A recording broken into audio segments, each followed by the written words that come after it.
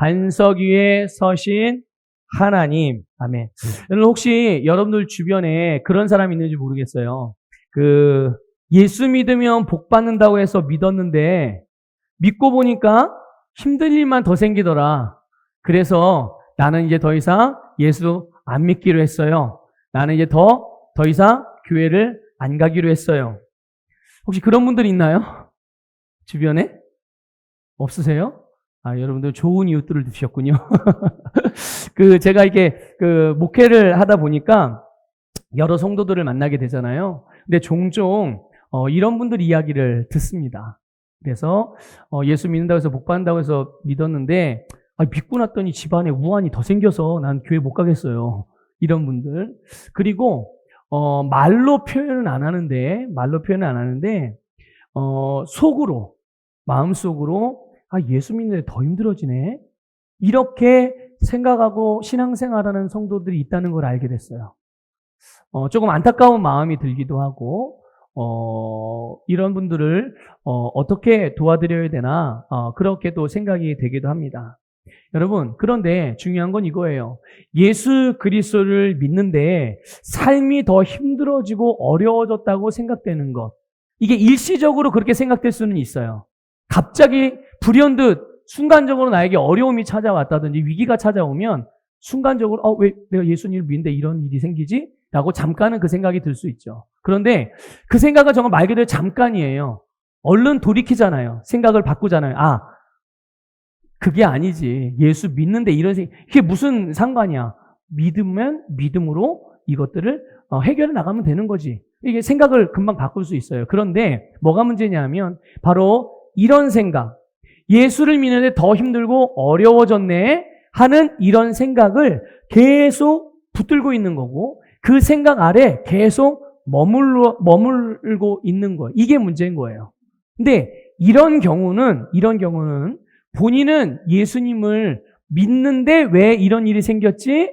예수를 믿는데 왜 이런 어려운 일이 발생했지? 라고 생각을 하겠지만 사실은 그 사람은 예수님을 믿은 것이 아닙니다. 네. 예수님을 구원자로 믿지 않았다는 얘기가 아니라 예수님께서 그들의 삶의 모든 문제들로부터 구원하셔서 그 모든 삶을 아름답게 만들어 가신다는 또 그 주님께서 그들에게 도움이 되신다는 그들에게 선하신 분이라는 그 은혜들을 그 주님을 믿지 않는다는 얘기예요. 결국 믿지 않는데 본인은 믿는다고 생각하고 믿는데 왜 이런 일이 생겨? 그래서 하나님에 대해 오해를 하기도 하고 교회를 향하여 오해를 하기도 하고 영적인 지도자들을 향하여 잘못된 생각을 갖기도 하고 또 신앙생활에 대한 나도 모르게 편견, 부정적인 선입견이 생기기도 하는 거죠. 여러분, 분명하게 말씀드릴 수 있는 것은 하나님은 절대로 실수하지 않습니다. 믿습니까? 네. 하나님은 절대로 실수하지 않습니다. 그리고 하나님은 진리이신 말씀과 절대로 다르게 행동하지 않으십니다. 하나님은 당신이 말씀하신 대로 행동하시는 분이지 A라고 말씀하셔놓고 B라고 행동하시는 분이 아니라는 사실이에요. 또 하나님은 하나님의 성품이 있어요. 하나님이 뭔가를 일하시거나 뭔가를 말씀하시고 뭔가를 이끌어 가실 때 절대로 하나님은 당신의 성품에서 벗어나 역사하시는 경우가 없다는 것을 여러분들 깨달으시길 바랍니다. 하나님은 그래서 예수 그리스도를 믿는 자들은 반드시 구원하십니다. 그래서 예수님을 믿는 자, 이 복음을 믿는 자들은 반드시 하나님이 구원하십니다. 그들의 영혼도 구원하시고 그들의 인생의 모든 문제들로부터 구원하세요. 여러분, 오늘 우리가 읽은 이 본문 말씀을 보면요, 이스라엘 백성들이 다시 또 위기를 만나게 되는데 이제 물이 없어서 모세를 원망하게 됩니다. 그리고 하나님을 시험하는 내용이 나와요. 여러분 가만히 생각해 보세요. 이스라엘 백성들이 애굽에서 나온 지 얼마나 됐습니까? 얼마 되지도 않았어요. 얼마 되지도 않았는데 여러분 우리가 계속 지금 출애굽기 말씀을 계속 나누고 있기 때문에 지금 매주마다 무슨 내용이 나와요? 이스라엘 백성들이 계속 불평하고 원망하고 막 영적인 지도자를 대적하고 하나님을 대적하고 막 이런 이 내용들이 계속 나와요. 오늘 본문에도 계속 하나님을 시험하고 하나님 말씀대로 이스라엘 백성을 이끌어가는 지도자인 모세를 향하여 원망하고 불평의 말을 입에 달고 살아요. 저는 또 오늘 본 말씀을 이렇게 준비하면서 그런 생각이 문득 들더라고요. 야, 지겹다, 지겨워. 그런 생각이 들더라고요. 아니, 도대체 언제쯤이면 이 이스라엘 백성의 불평과 이 원망하는 것을 멈출까? 그런 생각이 들더라고요. 여러분, 우리는 이 지겨운 일을 더 이상 하지 말아야 됩니다. 더 이상 하지 말아야 되는 지겨운 일이 뭐예요? 예, 원망하는 마음 더 이상 갖지 마세요. 불평하는 말 더 이상 여러분의 입에서 꺼내지 마시길 바라요. 여러분, 우리는 새로운 피조물입니다. 불평과 원망하는 마음과 불평하는 말들은 옛사람이 가지고 있던, 옛 본성이 가지고 있던 그런 모습들인 거예요. 우리는 예수 그리스도를 믿고 하나님의 자녀로 거듭난 새로운 피조물입니다. 여러분, 지금 여러분 지금 생명이 있기 때문에 사는 거잖아요. 그렇죠? 지금 내가 가지고 살고 있는 나의 생명은요, 새로운 생명이라는 걸 아셔야 돼요. 누구의 생명입니까? 지금 내가 살고 있는 생명이요. 하나님의 생명이에요. 부모로부터 가지고 태어난 생명으로 사는 게 아니에요. 이걸 영적으로 말씀을 드리면, 지금 우리는 부모로부터 태어날 때 가지고 태어났던 이 죄인의 생명, 죄인의 본성, 그 생명으로 살아가는 게 아니라 오늘 우리는 예수 그리스도의 생명이며 하나님의 생명으로 살아가는 새로운 피조물임을 믿으시기를 주님의 이름으로 권면을 드립니다. 그러므로 우리의 입에서는 항상 감사와 기쁨의 말이, 우리의 심령에서는 언제나 주님의 주시는 평안과 기쁨과 감사가 넘치는 심령이 되시기를 축복합니다. 자, 여러분 1절을 보게 되면 이스라엘 백성들이 여호와의 명령대로 신 광야를 떠나서 노정대로 행하여 르비딤에 정착을 했다라고 그렇게 말씀을 하고 있어요. 그러니까 장막을 친 거죠. 르비딤이라는 곳에. 하나님께서 이스라엘 백성들을 인도하실 때 절대로 여러분 즉흥적으로 인도하시지 않으세요. 하나님은 분명히 하나님의 백성들을 향하여 하나님의 시간표가 있고 그들을 인도하시는 약도를 가지고 인도하신다는 것을 믿으시길 바랍니다. 이스라엘 백성들에게만 그럴까요? 아니요. 오늘 모든 하나님의 자녀들에 대하여, 모든 하나님의 백성들에 대하여 계획을 갖고 계시는데 그 계획을 이루시기 위해, 우리의 것이 나타나게 하기 위해서 하나님의 시간표대로 그리고 하나님의 약도를 가지고 우리를 인도해 주신단 말이에요. 오늘 우리가 지금 이 1절을 보게 되면 이스라엘 백성들이 하나님의 말씀을 따라서 행하고 있다는 것을 알 수가 있어요. 그러니까 말씀을 따라서 행했음에도 불구하고 원망하는 마음과 불평하는 게 자꾸만 생기는 거죠. 네. 보세요. 여호와의 명령대로 지금 인도를 받고 있는 거잖아요. 이스라엘 백성들이요. 그들이 그래서 도착을 했어요. 어디에 도착을 했습니까? 이스라엘 백성들이 하나님의 말씀의 인도를 받아서 르비딤이라는 곳에 도착을 했어요. 르비딤이라는 곳은 어떤 곳이냐면 평야예요. 평야하고 그리고 거기에 아주 큰 오아시스가 있어요. 광야에서 생활하는 사람들에게는 오아시스는 생명과 같은 존재인 겁니다. 그러니까 이스라엘 백성들이 이 하나님의 인도를 따라서 이 르비딤이라는 곳으로 향해서 인도를 받아서 왔으니 이 이스라엘 백성들의 심령 가운데, 마음 가운데는 무엇을 기대했겠어요? 뭘 기대했겠습니까? 르비딤이 뭐가 있는 곳이라고요? 오아시스가 있는 곳이에요. 물이 풍부하고 당연히 오아시스가 있기 때문에 초목들도 나름대로 있어서 그늘도 있고 쉴 수 있는 그런 장소가 여건이 마련된 곳이 바로 이들이 기대했던 르비딤의 모습이었어요. 누구의 인도를 받았습니까?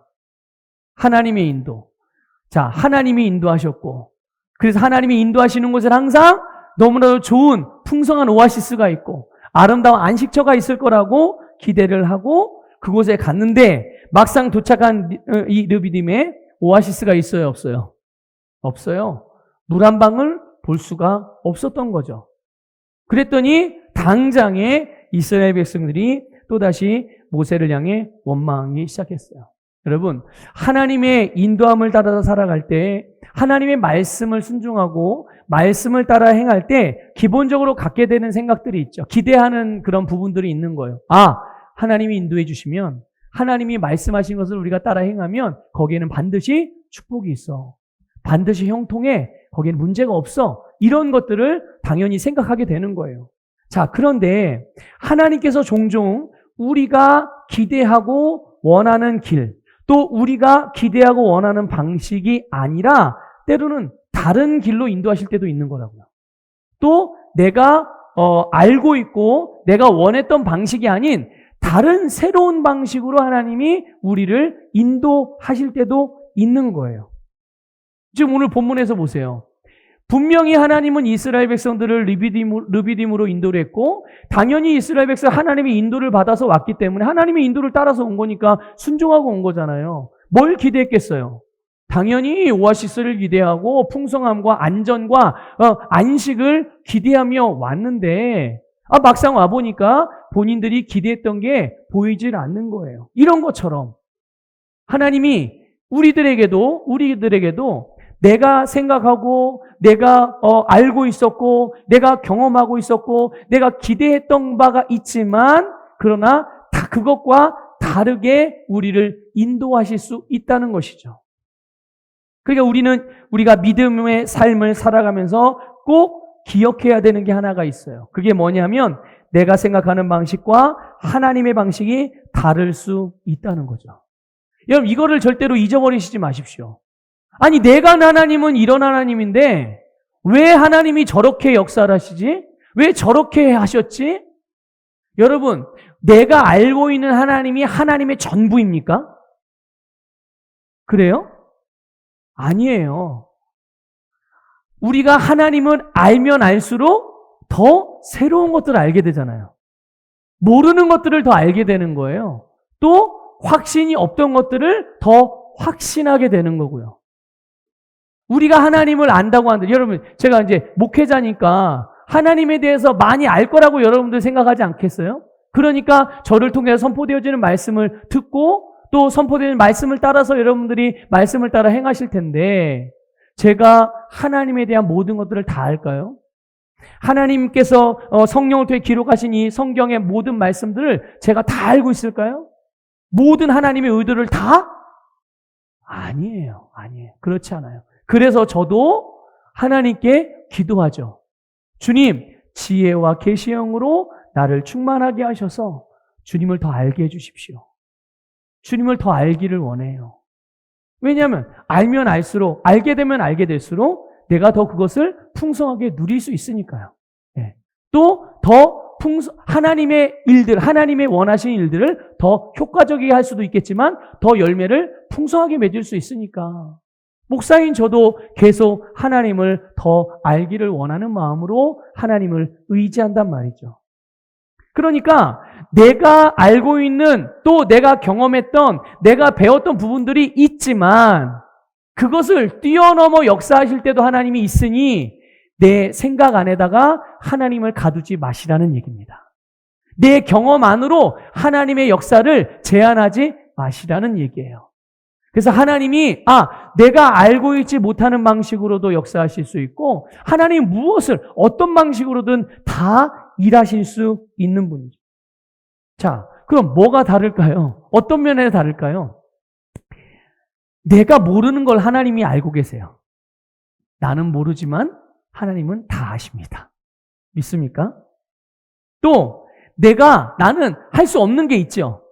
지금 당장 내 수준에서는 내 수준을 뛰어넘는 거는 지금은 할 수 없는 거예요. 그런데 하나님은 어떤 경우든 어떤 상황이든 어떤 때이든 어떤 종류의 일이든 모든 것을 다 하실 수 있어요. 예. 다 하실 수 있어요. 여러분, 하나님과 우리와의 차이와 다른 점을 여러분들 말하자면 여러분 오늘 오늘 하룻밤 새가지고 그게 다 되겠어요? 예. 그렇기 때문에 우리는 하나님이 나의 생각과 경험과 내가 해왔던 모든 일들 나의 배움을 뛰어넘어서 역사하실 수도 있다는 것을 항상 여러분의 중심에 열어놓고 주님이 어떻게 역사하시던 저는 주님을 신뢰합니다. 믿음으로 주님을 대하시는 여러분 되시기를 부탁을 드립니다. 여러분 지금 이스라엘이 원하는 것, 이스라엘에게 필요한 것이 뭐였어요? 물이었어요. 물을 먹어야 사니까. 예. 물을 먹어야 사니까. 그렇기 때문에 그들은 지금 당장 물을 마셔야 할 필요를 느꼈고 그것을 원했어요. 그런데 그들이 원했던 물을 얻을 수 있는 장소는 상식적으로 어디였던 거예요? 누가 다 생각해도 르비딤이었던 거죠. 거기에 오아시스가 있는 거는 다 누구나 다 아는 거예요.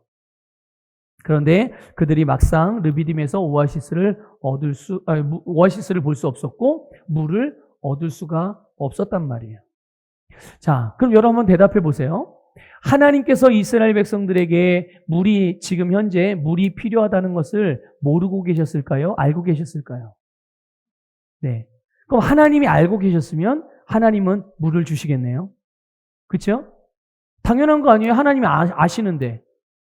여러분 늘 고백하지 않으세요? 하나님이 나를 다 내 형편과 처지를 아시는 하나님 아시지요? 이런 기도 많이 해보셨잖아요. 하나님 아시지요? 여러분 하나님이 내 모든 것을 안다는 의미가 뭡니까? 하나님은 알면 어떻게 해요? 여러분 우리는 가끔 알아도 아는 대로 행하지 않을 때가 있잖아요. 근데 하나님은 알고선 행하지 않을 수가 없어요. 하나님은 그런 분인 거예요. 하나님이 안다는 것은 당신이 아는 대로 행하신다는 거예요. 이스라엘 백성들에게 물이 필요하다는 것, 지금 현재 물이 필요하다는 건 하나님이 알고 계셔요. 하나님이 알고 계시다는 얘기는 그들에게 물을 공급하시겠다는 거예요. 공급하시는 분이 하나님이라는 뜻이죠. 그래서 하나님이 물을 주세요, 안 주세요? 주셨죠. 그런데 중요한 거예요. 그게 뭐냐? 어떤 방식이었습니까? 이스라엘 백성들이 전혀 생각하지 못했던 방식이에요. 이스라엘 백성들의 생각은 당연히 르비딤에 오아시스가 있어서 거기에서 물을 이렇게 떠서 먹을 줄 알았던 거예요. 그런데 세상에 산 위에 있는, 산 중턱에 있는 큰 바위에서 갑자기 물이 솟아나와? 여러분 이걸 한 번도 생각해 본 적이 있을까요? 없을까요? 이스라엘 백성들이요. 본 적이 있을까요? 없을까요? 아직까지는 본 적이 없어요. 들어본 적도 없어요. 예? 아니 어떻게 돌에서, 암석에서 어떻게 물이 나오냐고요. 목사님 안 볼 수도 있던데요.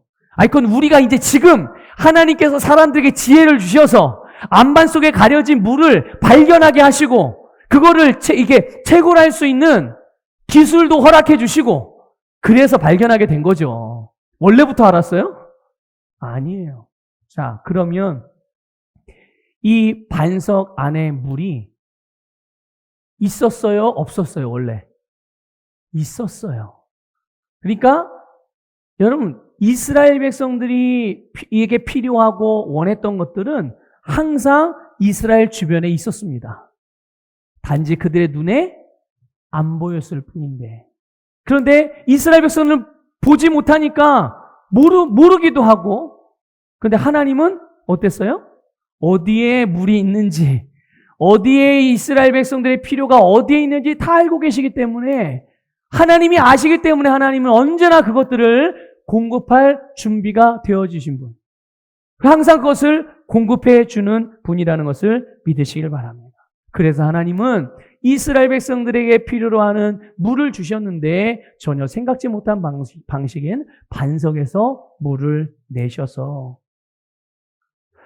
가만히 보세요. 이스라엘 백성들이 이제 애굽에서 나오기 직전 이제 10가지 재앙의 그런 그 기적을 경험하고 이스라엘 백성 애굽에서 나오면서 지금 오늘 본문의 상황 이 르비딤에 이르기까지 여러분 가만히 이스라엘 백성들의 삶을 보면 이스라엘 백성들에는 계속 믿음으로 자신의 인생들을 만들어갈 수 있는 기회가 계속 있었던 거예요. 다시 말씀드릴게요. 이스라엘 백성들은 자기 실력이 아니라 정말 모든 상황과 환경과 삶을 계속 믿음으로 다스려갈 수 있는 기회가 있었다는 거예요. 믿음을 사용할 수 있는 기회가 계속 항상 있었어요. 그런데 이스라엘 백성들은 계속 믿음으로 행하지 않고 자꾸만 자기의 실력으로 뭔가를 해보려고 하고 자기의 힘으로 뭔가를 해보려고 하고 그러다 안 되니까 어떻게 돼요? 원망하고 불평하고. 네. 그런데 생각해 보세요. 만약에 이스라엘 백성들이 이런 모든 상황들을 믿음으로 다루어 오기 시작해서 지금까지 계속 믿음으로 다뤄왔다면 그들에게는 어떤 일이 일어났겠어요? 어떤 일이 일어났겠습니까? 다른 건 다 모르겠지만, 어떤 결과론이니까, 다른 건 다 모르겠지만, 분명하게 확실하게 알 수 있는 거는 뭐냐면, 그들의 믿음은 더욱더 확장됐을 거라는 거예요. 그들은 분명히 영적으로 성장했을 거라는 것이고, 그들의 믿음의 능력은 더 강력해졌을 거라는 거죠. 이것만은 분명하죠. 왜? 계속 사용을 했으니까. 믿음을 묻어놓지 않고 계속 사용을 했을 거니까. 그런데 안타깝게도 이스라엘 백성들은 하나님을 믿는 믿음으로 살지 않고 계속 불신앙으로 일관한 모습들을 보게 되는 거죠. 여러분, 주님이 우리에게 믿음을 주셨어요. 그 믿음을 사용하여 우리의 삶을 다스려 가라고. 여러분, 믿음을 사용하면 사용할수록 여러분들의 믿음을 사용할 수 있고 믿음으로 사용해서 다스려가는 삶의 모든 영역들이 확장된다는 것을 믿으시길 바랍니다. 그리고 내가 믿음을 사용하면 사용할수록 내가 지금은 감기만을 위해서 믿음을 사용할 수 있지만 이제 내 믿음을 가지고 감기 정도는 치유할 수 있었지만 내 믿음을 계속 사용하게 되면 감기를 넘어서 만성질환도 치유하게 되고 그리고 급성질환도 치유하게 되고 여러분 모든 알러지 체질도 치유하게 되고 그리고 병원에서 시한부를 선고를 했다고 하더라도 사람이 고칠 수 없는 사형 선고를 받을 만한 그런 질병이라 할지라도 모든 병을 치유할 수 있는 믿음의 능력이 증가된다는 것을 깨달으시기를 바랍니다. 자, 여러분, 우리는 이 말씀의 이 이야기의 결론을 알고 있기 때문에 하나님이 행하시는 일에 대해서 이해하는 게 별로 어렵지 않아요. 그렇죠? 우리는 하나님이 일하시는 것에 대해서 별로 어렵지 않거든요. 이해하는 게. 그런데 이스라엘 백성들의 입장은 좀 다른 거죠. 왜냐하면 아직 살아보지 않은 거잖아요. 지금 앞으로 모르는 일이잖아요. 어떻게 될지. 예? 지금 르비딤에서 앞으로 반성해서 물을 낼지 어디서 물을 주실지 물을 안 주실지 모르는 상태란 말이죠. 하나님이 앞으로 자기들에게 어떻게 하실지 모르는. 근데 사실 더 정확하게 말씀을 드린다면 하나님께서 이스라엘 백성들에게 필요한 물을 주실 거라는 것을 믿지 않았던 거예요. 믿지 않았기 때문에 하나님을 신뢰하지 않고 믿지 않았기 때문에 그런 이스라엘 백성들에게 하나님의 인도하심은 이해가 되지 않는 거죠. 여러분 이해하고 예수님을 믿으려고 한다면 여러분 죄송하지만 그 믿음은 절대로 가질 수 없습니다. 믿으면 이해됩니다. 믿으면 이해가 되는 거예요. 여러분 우리의 이성적인 사고방식으로 또 내 어떤 경험 또 세상적인 어떤 방식 세상의 지식 철학 세상의 사상 이론들 이런 것을 가지고 여러분 하나님의 말씀을 이해하려고 하고 하나님을 알아보려고 한다? 이런 불가능한 일이에요. 우리가 믿음으로 주님을 받아들이기 시작하면 주님이 어떤 말씀을 하셔도 우리는 그 말씀을 진리로 이해할 수 있게 된다는 것을 깨달으시길 바랍니다.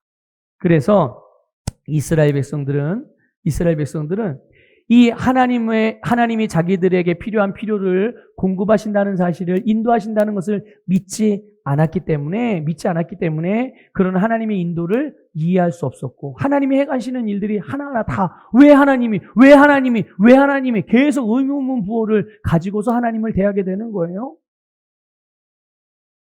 그게 자기들의 인생에 대해서 불안증으로 오게 되고 그게 걱정이 되고 염려하다가 이제 원망에 이르게 되는 거죠. 여러분 겉으로 드러난 이스라엘 백성들의 문제. 이스라엘 백성이 지금 뭐 때문에 힘들어하고 있어요? 물이 없어서 힘들어하고 있어요. 물이 없기 때문에 괴로움을 당하는 것이라고 생각할 수 있지만 그렇게 보이지만 근데 사실 진짜 문제는 그들이 하나님을 믿지 않는 게 진짜 문제였던 거예요. 여러분, 우리의 모든 인생의 문제, 여기 우리의 모든 인생의 문제들에서 제일 정말 가장 중요한 것은 예수 그리스도를 믿느냐 안 믿느냐예요. 똑같은 상황을 만난다 하더라도, 똑같은 위기를 겪는다고 하더라도 예수 그리스도를 믿는 자들은 그 위기를 불평하고 원망할 만큼, 자신의 인생을 포기하고 좌절하고 실망하고 내던져버릴 만큼 그런 고통으로 가져오지 않는다는 거예요. 힘들지 않아서요? 아니요. 믿는 사람들은 무슨 뭐가 달라요? 똑같이 힘든 일이지만 그들의 심령에는 그것들을 힘든 감각으로 가져가지 않아요. 믿습니까? 믿음이 그것들을 이기게 하기 때문이에요. 믿음이 능력이 되기 때문인 줄 믿습니다. 결국 믿음의 여부에 의해서 인생의 결과와 열매도 달라지게 되는 것이죠. 여러분, 하나님께서 우리에게 보기를 원하시는 것, 삶의 모든 걸음걸음에서 보길 원하시는 것이 있어요. 우리가 어떤 삶의 문제를 얼마나 잘 해결해 나가는지, 내가 얼마나 긍정적인지, 얼마나 재능이 많고, 얼마나 탁월하고, 얼마나 어려운 문제들을 잘 이악 물고 잘 견뎌내는지, 그걸 보는 게 아니에요. 하나님이 우리에게 보기를 원하시는 것은 바로 믿음입니다. 우리의 인생을 향한 하나님의 사랑의 계획과 그 선하신 인도하심을 확신하면서 그분의 말씀을 믿음으로 행하는 것을 보기를 원하시는 거예요. 여러분, 2절에서 모세가 이스라엘 백성들을 향해서 너희가 어찌하여 여호와를 시험하느냐 이렇게 말했어요. 너희가 어찌하여 여호와를 시험하느냐? 그런데 오늘 본문에 나온 이 본문에서 이스라엘 백성들이 하나님을 시험한 이 사건이 이게 사실 보통 사건이 아닌 거죠. 왜냐하면 왜 이렇게 말씀을 드리냐면요. 이스라엘 백성들이 하나님을 시험한 이 사건이요. 대대손손 이스라엘 백성들에게 부끄러운 이정표가 돼요. 무슨 이정표요? 부끄러운 이정표가 됩니다. 대대손손. 이스라엘 백성들에게서는 대대손손 부끄러운 이정표가 돼요. 여러분 7절에 본문 7절에 보면 여기에 이름을 뭐라고 표현했죠? 뭐라고 붙였습니까? 마사 또는 무리바. 이게 무슨 말이냐? 마사라는 말은 시험하다라는 뜻이에요.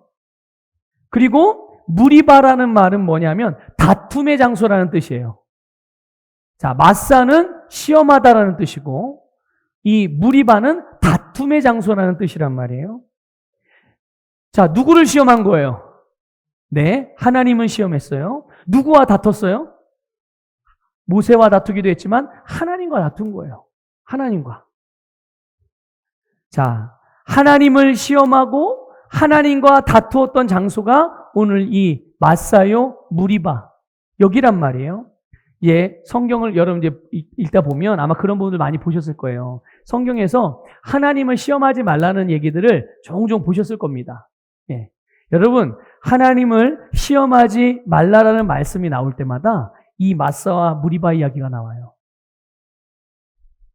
오랜 수백 년, 수천 년이 지났음에도 불구하고 그 수천 년이 지난 이스라엘 백성들의 후손들에게 하나님을 시험하지 말아라 라고 해놓고서 예를 뭘로 드는 거예요? 야, 니네 조상들 옛날에 라떼 그때 무리바에서 뭐 했는지 알지? 마사에서 어떻게 했는지 알지? 그렇게 하다 그들이 어떻게 되는지 알지? 이렇게 되는 거예요. 그러니까 이 마사와 무리바의 이야기가 이스라엘 백성들에게서는 대대손손 부끄러운 반면교사가 된 거예요. 여러분에게는 부끄러운 반면교사가 아니라 축복의 반면교사의 징표들이 날마다 풍성하기를 주님의 이름으로 축복합니다. 주님의 축복의 이정표, 축복의 기념비가 여러분의 심령과 여러분의 삶에 또 여러분의 사역에 또 여러분의 사명에 날마다 세워지기를 주님의 이름으로 권면을 드려요. 네.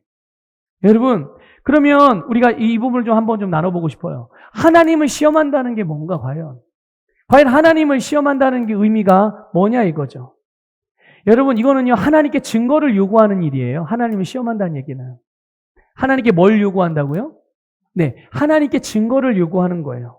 하나님이 살아계시다면, 하나님이 나와 함께 하신다면, 우리를 위해서 하나님을 드러내시든지, 하나님이 어떻게 생겼는지, 하나님의 영광이 얼마나 대단한 건지 드러내시든지, 아니면 내가 볼 수 있고 확신을 가질 만한 행동을 좀 해보세요. 이게 하나님을 시험하는 거예요. 다른 말로 표현해 볼까요? 내가 인정할 만한 증거가 있으면 내가 주님을 믿겠지만, 그렇지 않으면 저 주님 믿을 수 없어요. 믿을 수 없어요. 이런 마음이 그들의, 이게 하나님을 시험하는 사람들의 중심에 자리하고 있는 거예요. 여러분, 저는 이게 설교하다 질문을 자주 하잖아요. 여러분들 졸지 말라고. 그리고 여러분, 말씀의 줄거리를 놓치지 마시라고 자꾸만 질문을 해드리는 거예요. 그리고 여러분들이 확언하시라고 질문을 자꾸 드리는 거예요. 여러분, 하나님이 우리에게 굳이 자신을 증명해야 될 이유가 있을까요? 엄밀히 생각해 보면, 하나님이 우리에게 당신을 증명해야 될 이유가 있어요? 있어요, 없어요? 여러분 혹시 애완동물 집에서 기르세요? 기르십니까? 강아지나 뭐 고양이나 뭐 이구아나나 뭐 여러 가지 뭐 우리 아이들 같은 경우는 뭐 장수벌레 같은 것들도 있을 수 있을 텐데, 곤충들도 있을 수 있을 텐데, 여러분 한번 생각해 보세요. 만약 내가 우리 교회도 이제 강아지 한 마리 기르고 있는데, 그 강아지에게 내가 네 주인이야라고 증명을 해야 될 이유가 있어요? 혹시 여러분의 그 기르는 동물에게, 애완동물에게 여러분 자신이 내가 네 주인이야라고 증명하려고 애써본 적이 있으신 분? 단 한 번이라도? 없죠? 왜 안 하세요? 주인이 맞잖아요, 여러분이. 예? 그렇죠? 그렇게 해봐야 소용도 없고, 그렇게 해도 그만, 안 해도 그만이에요. 왜? 내가 너의 주인이라는 사실이 변하지 않아요. 내가 굳이 증명하지 않아도 내가 네 주인이라는 게 변하지 않아. 이 사실 변하지 않아요. 그럼에도 불구하고 계속 사람들은 하나님에게, 심지어 그리스도인들조차도 본인이 예수님을 믿고 하나님의 자녀임에도 불구하고 어떤 부분에 있어서 자꾸 하나님을 증명해내라고 요구를 하는 거예요. 하나님이 이렇게 안 했어 내가 못 믿는 거 아니에요. 이렇게 했으면 내가 믿겠다니까요. 하나님이 이렇게 했으면 내가 헌신했을 건데 이렇게 안 하니까 내가 헌신을 못 하는 거예요. 하나님이 이렇게 했으면 내가 헌금을 하나님께 많이 드릴 텐데 하나님이 이렇게 안 하니까 내가 헌금을 하나님께 드릴 수 없는 거예요. 이렇게 되는 거예요, 여러분. 이스라엘 백성들이요, 하나님이 스스로 하나님을 좀 증명을 해 보일 때 그거를 보고 믿을지 안 믿을지를 결정하겠다는 거죠. 여러분,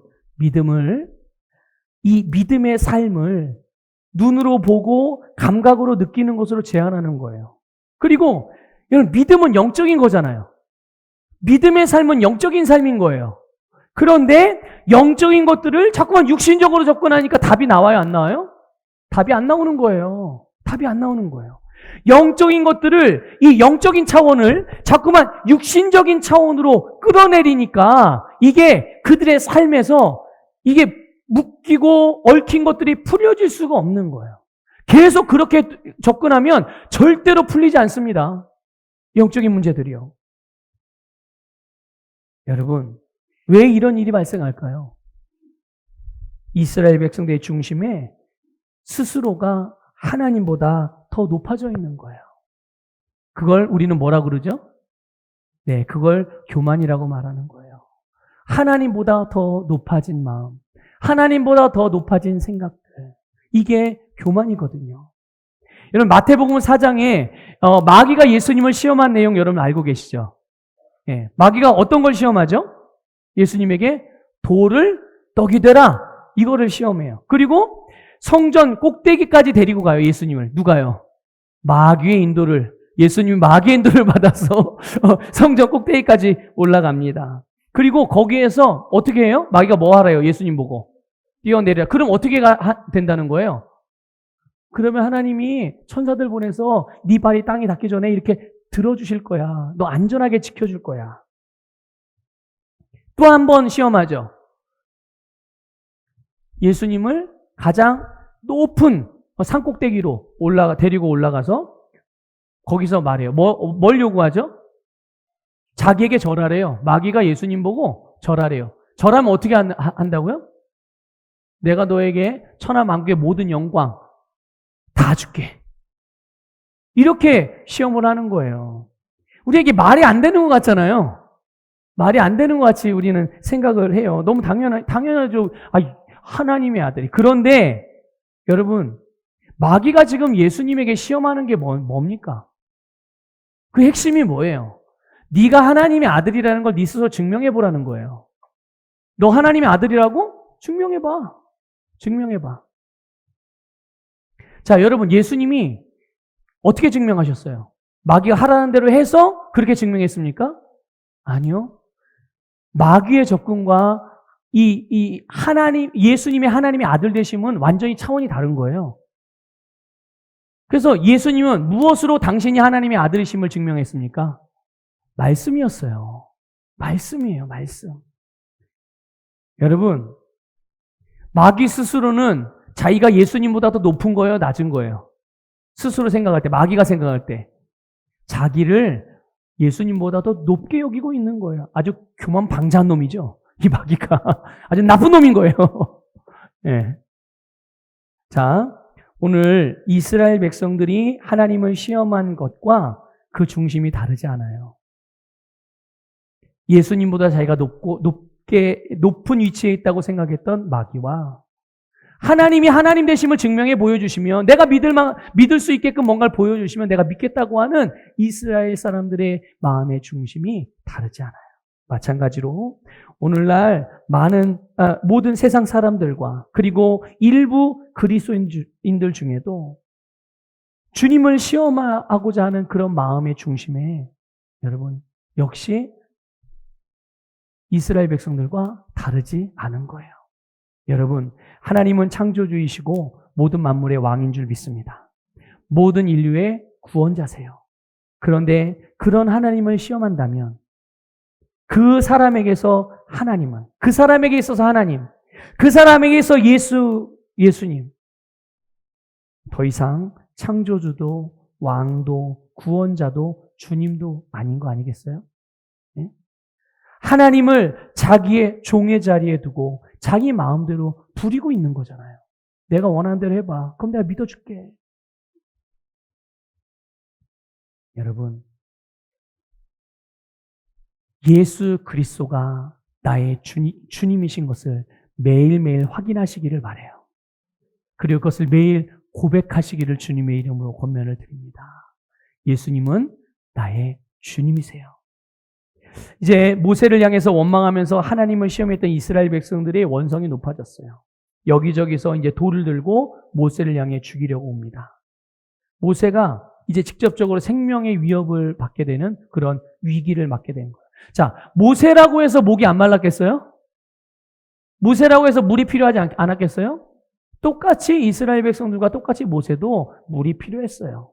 그런데 모세는 한 가지 더 플러스 1+1이 된 거예요. 어려운 일에 또 어려운 일이 생긴 거죠.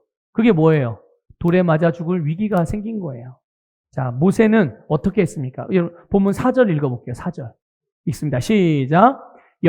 모세가 여호와께 부르짖어 이르되 내가 이 백성에게 어떻게 하리이까? 그들이 조금 있으면 내게 돌을 던지겠나이다. 아멘. 자, 모세가 어떻게 했습니까? 자기가 겪고 있는 이 위기를 하나님께로 가져갑니다. 누구에게 가져가요? 누구에게요? 네, 자기가 겪고 있는 이 위기를 하나님께로 가져가요. 하나님께 부르짖으면서 하나님의 도우심을 구하죠. 하나님, 내가 이 백성에게 어떻게 해야 되겠습니까? 여러분, 모세가 이 하나님께 도움을 요청하면서 기도하면서 구했던 기도의 내용을 잘 보세요. 하나님, 내가 이 백성에게 어떻게 해야겠습니까? 어떻게 해야겠습니까?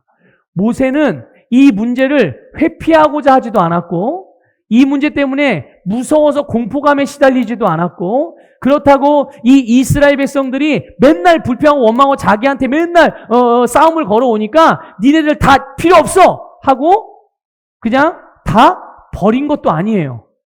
뭐 합니까? 이스라엘 백성들이 원하는 것들을 얻는 것뿐만 아니라 그들이 하나님을 불신하는 문제도 해결해야 되잖아요. 이스라엘 백성들이 겪고 있는 이런 모든 문제들을 어떻게 해결해야 될지 거기에 대한 마음을 품고 하나님께 기도하는 거예요.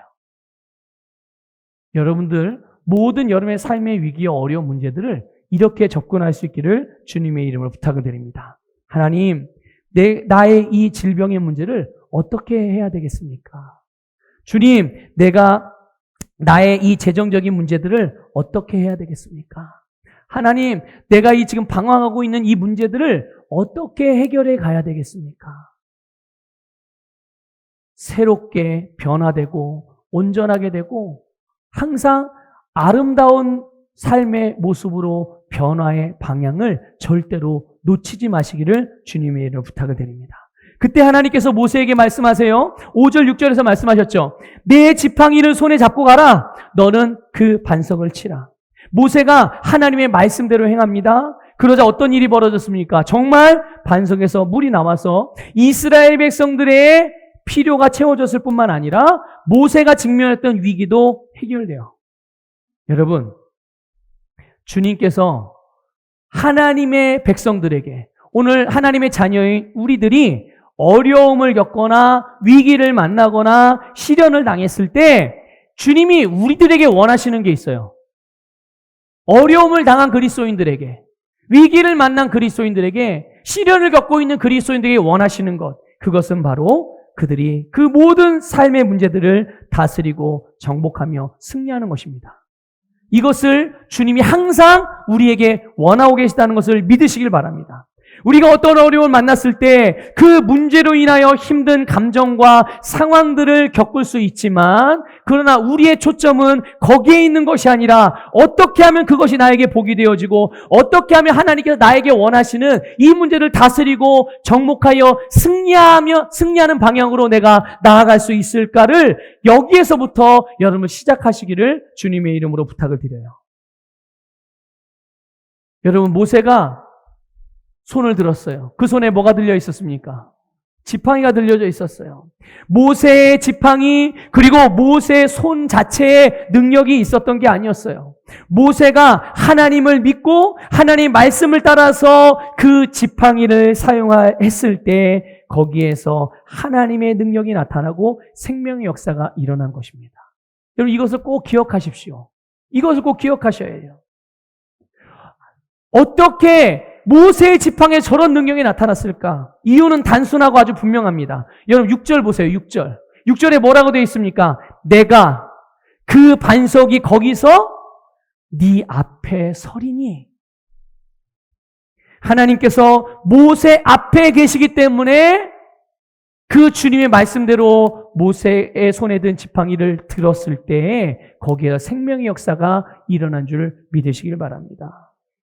말씀의 인도를 받고 말씀을 따라서 행하는 모든 그리스도인들 앞에 하나님이 계시다는 것을 믿으십시오. 그리고 믿음으로 말씀대로 행하는 이들에게 하나님은 구원을 베풀어 주십니다. 여러분, 이스라엘 백성들이 광야를 살아요. 이 가나안에 들어가기까지 광야에서 생활하는데 광야가 어떤 곳입니까? 광야는 혼돈이 있는 곳이에요. 무질서의 한복판이 바로 광야란 말이에요. 풍성함이 아니라 결핍이 있고 기름짐이 아니라 메마름이 있고 안전과 안정이 아니라 해충과 맹수들이 언제 어느 때 나타나도 이상하지 않은 곳이 이 광야란 말이에요. 그런데 이게 뭐냐? 바로 이 땅을 살아가는 모든 그리스도인들의 인생의 모습이라는 거예요. 이 세상에 살아가는 모든 인생들의 모습이 바로 이런 것이라는 거예요. 그러나 분명히 알고 계셔야 해요. 뭐냐? 뭘 알아야 되냐? 이것은 하나님의 창조하신 모양이 아니라는 것이죠. 하나님이 지으신 세상은 하나님이 보시기에 가장 아름다운 곳이었어요. 자, 광야가 아름다운 곳입니까? 아니에요. 하나님은 분명히 아름답게 지으셨는데 하나님은 모든 인생을 가장 최고의 작품으로 지으셨는데 그 인생에는 아름답지 않은 일들이 너무나도 많이 일어나요. 그럼 어떻게 해야 되겠어요?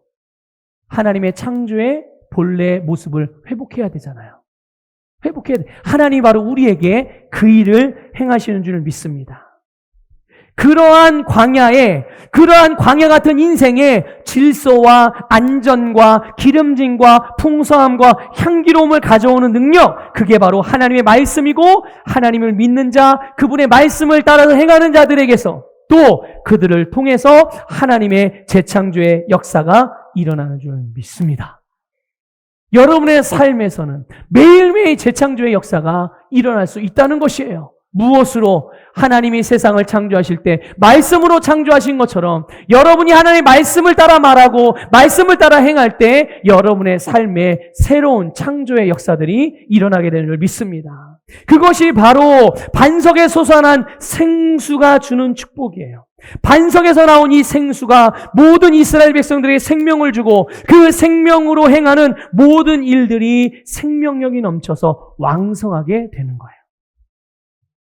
그 생수로 인하여 그들의 땅 역시도 그 광야 같은 인생과 그들의 삶의 영역들에 생기가 돌고 싹이 나고 열매가 풍성해지는 기적이 일어나는 줄 믿습니다.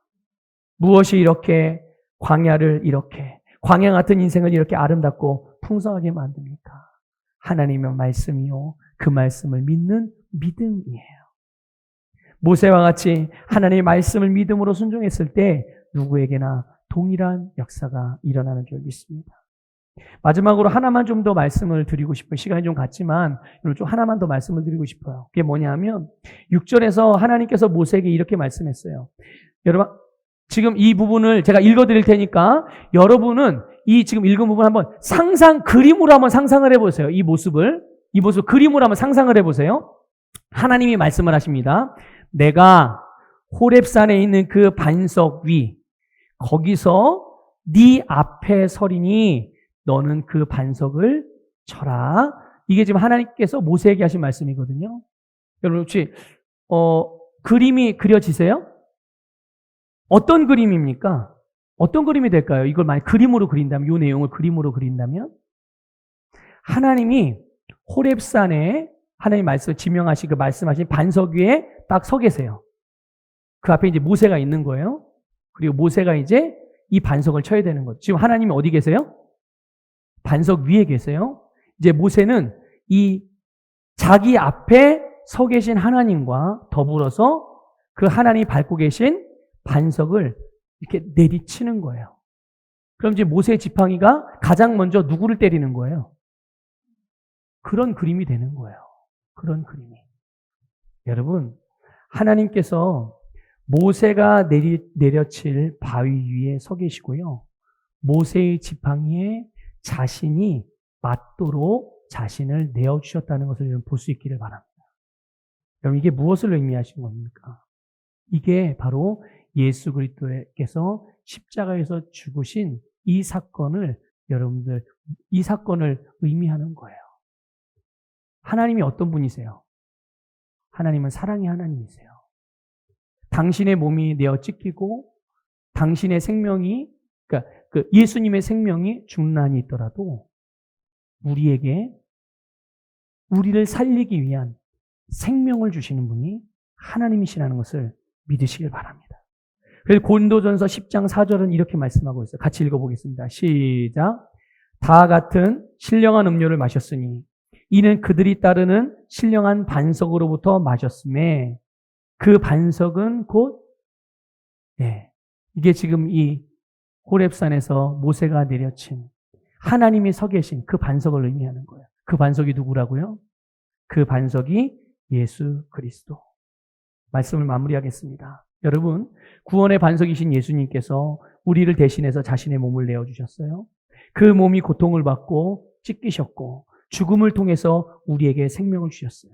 이제 누구든지 이 복음, 이 예수 그리스도를 믿으면, 그분의 말씀을 믿고 행하면 믿은 대로 구원을 받습니다.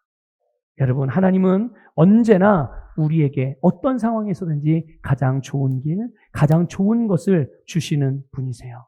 그것을 위해서 우리에게 말씀을 주시는 겁니다. 그러면 말씀을 받을 때마다, 말씀을 들을 때마다 지금 나에게 가장 좋은 것을 주시는 하나님을 신뢰하시고 그분을 믿음으로 여러분들 그 주님의 말씀을 받아서 그 말씀을 따라 행할 때 거기에 재창조의 역사가 일어나게 되는 줄 믿습니다.